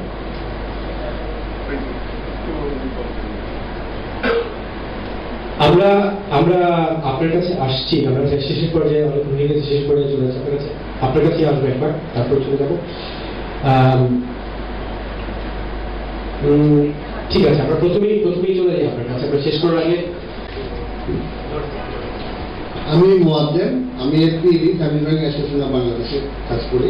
তো আমি অ্যাডভোকেট এবং ইউথদের নিয়ে যেহেতু কাজ করি, গ্রামে গঞ্জে ঘোরাফেরার কারণে আমরা ইউথদের বা অ্যাডভোকেটদের প্রবলেমগুলো ভালো করে জানি। একদিন এরকম চলাফেরার সময় একটা ছোট মেয়েকে স্কুল যাওয়ার পথে যখন দেখি, সে খুব লাল, টকটকে লাল, একেবারে ঠোঁটে লিপস্টিক দিয়ে যাচ্ছে। তো লালটা দেখে মনে হলো না যে এটা লিপস্টিক। তুমি এটাকে কাছে দেখে যখন জিজ্ঞেস করলাম, দেখলাম ওর পায়েও লাল, পায়ে আলতা দিয়েছে, ওই আলতার একটা অংশ সে ঠোঁটে দিয়েছে। তো যখন জিজ্ঞেস করলাম যে তুমি ঠোঁটে কি দিয়েছ, তো বলছে আলতা দিচ্ছে। ও বলেছে, স্বীকার করেছে যে পায়েও আলতা এবং মুখেও আলতা দিচ্ছে। তুমি কোথা থেকে এটা দেখলে? আমি নায়িকার কাছে দেখেছি। অর্থাৎ নায়িকা যে মানে পায়ে আলতা এবং ঠোঁটে লাল রং দেখে সেখানে সে নায়িকার মতো হওয়ার স্বপ্ন দেখেছে। আমার মনে হয় যারা এই কালচারাল জগতে আছেন, যারা নাটক বা এই সাংস্কৃতিক জগতে আছেন, তারা খুব ভালো করে পারেন যদি মানুষের মধ্যে স্বপ্নটা জাগাতে, বাবাদের মধ্যেও যদি একটু স্বপ্নটা জাগাতে পারেন, তাহলে এই বাল্য বিবাহ রোধ করা খুব সহজ হবে। আসলে হাজবেন্ড, শ্বশুর শাশুড়ি এবং সিভিল সোসাইটি যারা এই বিষয়টার ব্যাপারে সংবেদনশীল, তাদের সঙ্গে ট্রেনিং সহ একদম ফর্মাল ট্রেনিং দিয়ে আমরা কাজ শুরু করছি এবং তাদের সাথে একটা সংগঠন করছি যাতে ওনারা জিনিসটা জেনে বুঝে এই সংগঠনের মধ্যে কাজ করে। এবং আশা করবো যে by the end of the project এই টানা কাটার যে ব্যাপারটা এসছে, হয়তো তখন আমরা একটা পজিটিভ একটা ছবি নিয়ে আসতে পারবো। ধন্যবাদ। আমি আনোয়ার ভাই, আমি তো বলতে পারি I can handle all this. এখন যে ব্যাপার হলো যে এরকম আরামের একটা পরিস্থিতিতে আমরা আমার সাথে কাজ করছে অনেক বিদেশি, আমরা সহজে অনেক কিছু নিয়ে আলোচনা করা যায় এবং একটা ভালো প্রোডাক্টিভ কাজ দেখানো যায়। কিন্তু গত 1.5 বছর আমি গ্রামে বসবাস করি, সত্যিকার অর্থে বসবাস করি। আমি ঢাকায় হঠাৎ আসি। আমার কাছে যেটা মনে হয়েছে যে বাংলাদেশের একটা দোষ, আমরা খুব সুন্দরভাবে এটাকে গুণে রূপান্তরিত করতে পারি। অর্থাৎ আমি টিভি দেখি না, কিন্তু গ্রামের প্রতিটি শিশু, প্রতিটি বালিকা এবং প্রতিটি গরিব ফ্যামিলি আর কিছু না হোক তারা টেলিভিশন দেখে। ফেসবুকের সাথে এই নাই খুব একটা, যেটা যে শিশু বলেছে, অন্যরা বলছে, your highest weapon is Bangladesh television channel. সেখান থেকে যতগুলো টেলিভিশনের 30টা চ্যানেল বা ইন্ডিয়ান চ্যানেলগুলো যেগুলো ব্রডকাস্ট হয় এবং ওতে যে পরিমাণ ফালতু অ্যাড থাকে ওগুলো পপুলার হয়ে গেছে জনগণের মাধ্যমে। ফেসবুক নয়, স্কুলের এডুকেশন নয়, ধর্মীয় যাজকের মসজিদ বা মন্দিরের বক্তব্য নয়। এখন যেটা করা যায়, আমাদের কোনোভাবে আমাদের এই প্রাতিষ্ঠানিকভাবে অথবা কোনো একটা স্পন্সর যদি কিনে নিয়ে ওই বাংলাদেশে যে অ্যাডগুলো দেখানো হয় প্রতি 30 একটা প্রোগ্রামের মাঝখানে যে 15 মিনিট বা 25 মিনিট অ্যাড দেখানো হয়, তার মধ্যে যদি 2 বার এই জাতীয় ব্যাপার, যেটা এটা বাল্য বিবাহ নিয়ে কোনো বক্তব্য, এটা যদি কেউ কিনে ওটা প্রচার করে, ওই সব অ্যাডের ফাঁকে ওইগুলো যদি যায়, that will be the finest way and the most intensive way of publicity to impress people. A good visual, 30 seconds talking about it. Sometimes by the time the government can give it at the time, you can influence the TV stations, channels, that instead of giving their all those shit of publicity, at least 1 or 2 responsible publicity could go there, which will reach the people immediately. This is the best way to attack the situation. Thank you. এই ধরনের আলোচনা আয়োজন করা হয় যেখানে শিল্পীরা আসেন, সংস্কৃতি কর্মীরা আসেন, শিক্ষকরা আসেন, এনজিও ওয়ার্কার্সরা আসেন, একসাথে বসে আলাপ করেন যে কি করা যায়, কি করতে পারি আমরা। একজন আরেকজনকে সমালোচনা করেন, একজন আরেকজনের উপর রাগারাগি করেন, বলে যে আপনি ঠিক করছেন না, আরেকজন বলছেন আপনি ঠিক করছেন না।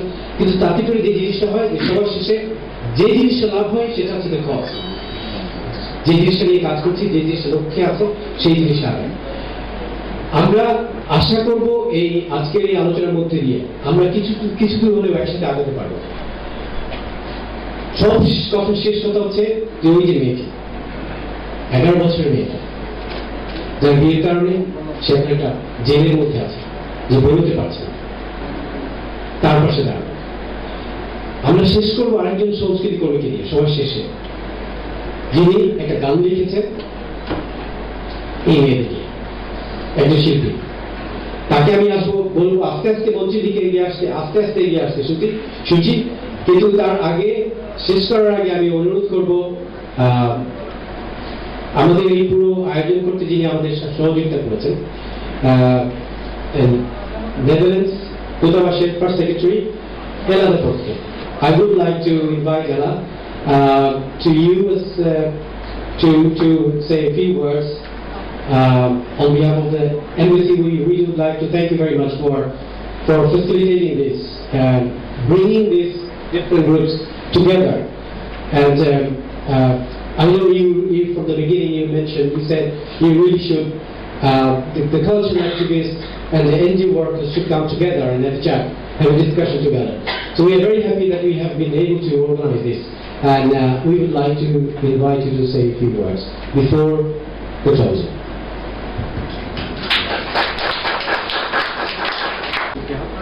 No, it's okay. I think I'm tall enough. Yeah, I was a bit late. Sorry for that. So I couldn't attend the whole program, which is a pity. I've seen the very nice clip, which is on television already, if I understand it.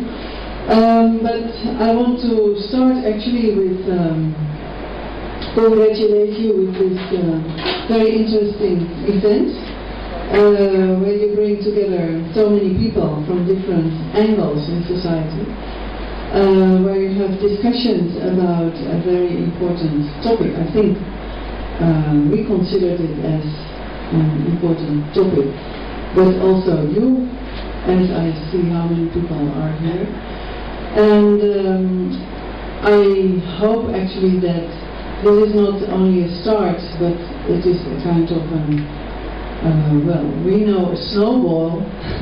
You start small and you and it becomes bigger and bigger and bigger. So it will become a movement, kind of a movement, where everybody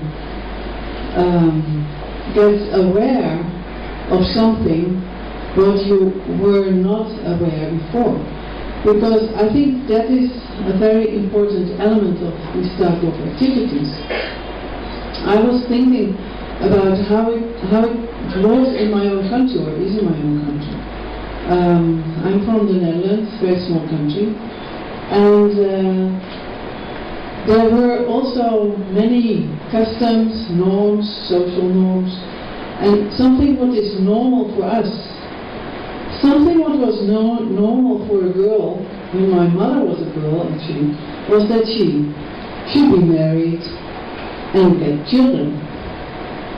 Then after the Second World War, in the 50s, 45, 50s, contraceptives came in the market and were available for women. And that makes the women, or that made the women aware of the fact that they could choose if they wanted to get pregnant or not, or if they wanted to get children or not. And something what they took always for granted was not like that anymore, because they couldn't decide. Shall I do it now? Shall I do it after 10 years? Or shall I don't do it? And well, that type of awarenesses, well, they came after each other because there were more, because social norms are moving, are changing in society. And I think that happens in Bangladesh as well. And I think there are girls in this society who are aware of this already, and there are girls who are not yet aware of it. And even in one family, it could be that maybe the eldest daughter got married off, but the second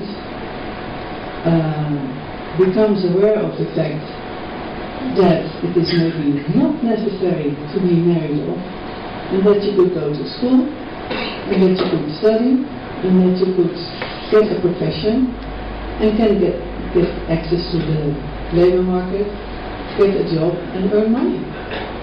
So there are more perspectives for girls in life. And I think that is a nice, that's a nice message to girls, that there is something to choose. And it is also a nice message to the society, to the government, because if you get the opportunity to work and to get access to the labor market, you could earn money, but you're also contributing to your society, and you're developing your potential. And I think that is also good for society and for economic development. So in that sense, we are talking about rights on one hand and economic development on the other hand. I think I'm talking too much now. Thank you very much, and I hope you enjoyed it. In the first few words for coming here. আমরা শেষ করব। আমি অনুরোধ জানাচ্ছি সুচিকে, মাহমুদুর রহমান সুচি, আমাদের একজন upcoming artist, তিনি নিজে একটা গান লিখেছেন, এই গান দিয়ে আজকে আমরা শেষ করব। শেষ করার আগে আমি অভিনন্দন জানাতে চাই, ধন্যবাদ জানাতে চাই যারা এটা আয়োজন করেছেন। কাউন্টার ফটো, আপনারা আমাদের জন্য একটা দৃষ্টান্ত, একটা সংস্কৃতি, একটা ফটোগ্রাফি স্কুল হয়ে, ফটোগ্রাফি ইনস্টিটিউট হয়ে আপনারা সিদ্ধান্ত নিয়েছেন আমরা এটা করতে চাই। আপনাদেরকে অনেক অভিনন্দন। আপনাদের জন্মদিনে আপনারা এটা করেছেন, এটা আমার সবার জন্য একটা কথা। বিশেষভাবে অভিনন্দন দিতে চাই, ধন্যবাদ জানাতে চাই শিল্পী আপনারা যারা এসছেন, আপনাদেরকে যেটা বলছিলাম, অনেক দরকার। আপনারা আপনাদের ক্ষমতা আছে অনেক, আপনারা অনেক কিছু করতে পারেন, আপনাদেরকে অনেক দরকার। এবং আমি জানি আপনারা সোশ্যালি অনেক ইনভলভ। আপনারা আমি দেখছিলাম যখন শিশিরা ওই মেয়েদের কথাগুলো বলছিলেন, ওর চোখ দিয়ে পানি আসছে। আমার মনে হয় আমরা সবাই যদি একসাথে চেষ্টা করি, আমাদের অনেক সীমাবদ্ধতা সত্ত্বেও একটা পরিবর্তন সম্ভব। এবং আজকের এই আলোচনা থেকে একটু হলেও যদি ওই যে এলা যেটা বলছিলেন স্নোবল এফেক্ট, যে একটা ছোট্ট থেকে শুরু করবো, এটা আস্তে আস্তে যদি বড় হয়ে এক পর্যায়ে যদি আমরা একটা জায়গায় আসতে পারি যেখানে শিল্পীরা, যেগুলো আপনার ওয়ার্কার্সরা সব একসাথে এসে একটা জায়গায় খুঁজে নিজেদেরকে খুঁজে পাই, একসাথে কাজ করতে পারি, বলতে পারি চলে একসাথে কাজ করি।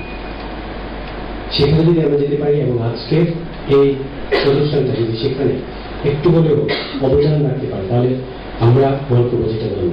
আমি বিশেষভাবে ধন্যবাদ জানাতে চাই টেলিভিশন নেদারল্যান্ডস, কবির ভাই, কান্ট্রি ডিরেক্টর, এইটার আজকের এই অনুষ্ঠান তৈরি করার জন্য, অনুষ্ঠানটা আয়োজন করার জন্য, সহযোগিতা করার জন্য।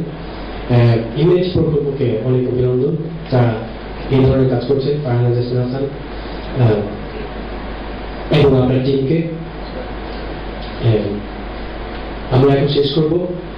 শেষ করার আগে আমি সূচিকে, মাহমুদা রাহুল, সূচিকে জাস্ট শুধু দুইটা প্রশ্ন করবো, আপনি চলে আসেন প্লিজ।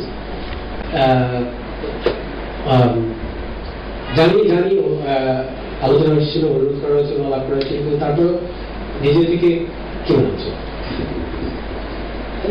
আপনার কাছে প্রথম আমি শুনলাম যে বিষয়টা কি, তো এরপরে আমার মাথায় ঘুরছিল কন্টিনিউয়াসলি, আমি হাঁটি চলি একা একা, তো তখন আমার মাথায় ঘুরছিল যে আসলে কোন একটা পরিস্থিতিতে গেলে এরকম ভয়ঙ্কর একটা ক্রাইসিস তৈরি হয় যেখান থেকে বেরোনোর কোনো উপায় থাকে না।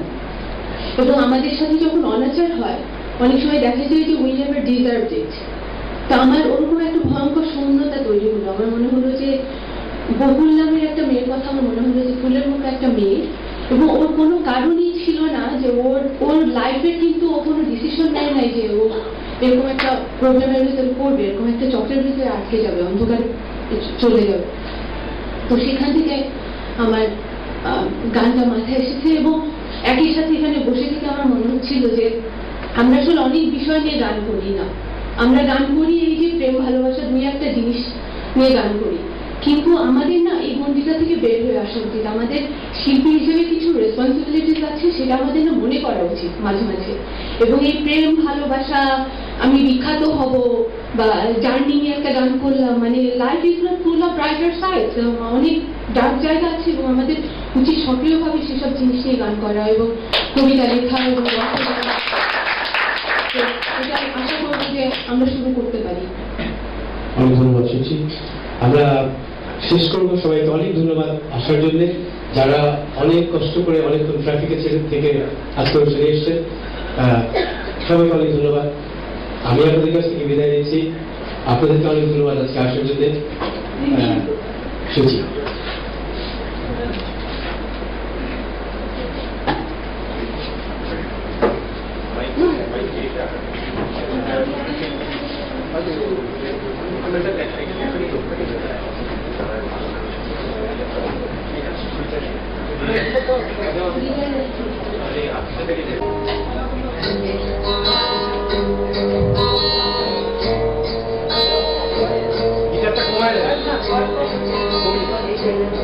হ্যালো,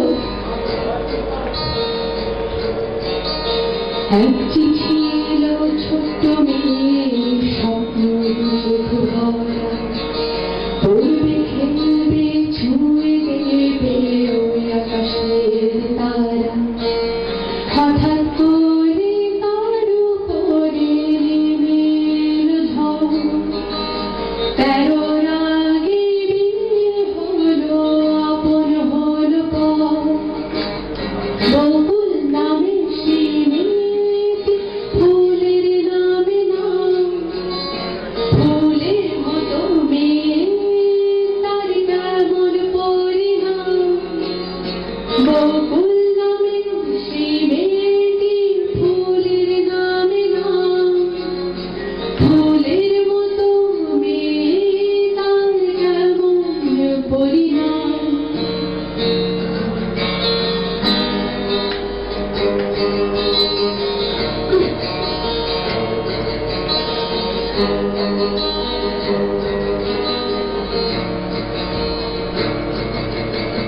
দোলনা ছুঁয়ে তার কানামাছি এখনো তাকে ডাকে, খেলার মাঠ আর বলছে সে রান্না ঘরে থাকে।